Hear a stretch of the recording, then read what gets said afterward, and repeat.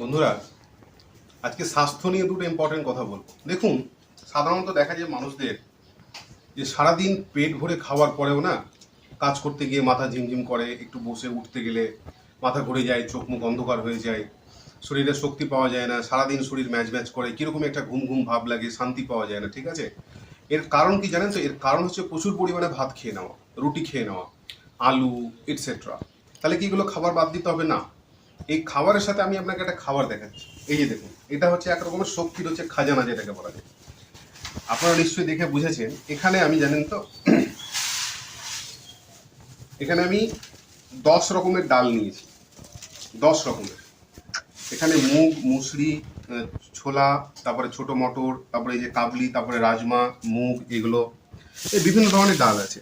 ঠিক আছে, তো এই ডালটা, এই যে মিক্স ডাল, কিচ্ছু করতে হবে না।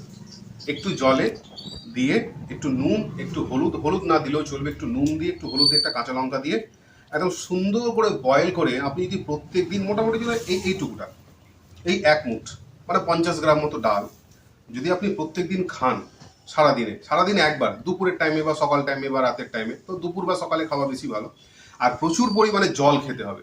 এই প্রসেসের মধ্যে দিয়ে যদি আপনি যান, তাহলে আমি বলবো যে আপনি খুব সুস্বাস্থ্য থাকবেন, খুব উপকারী থাকবেন, এবং শরীর আপনার ভালো করবে, ক্লান্তি দূর হবে, এবং সারাদিন কিন্তু কাজে মন বসবে।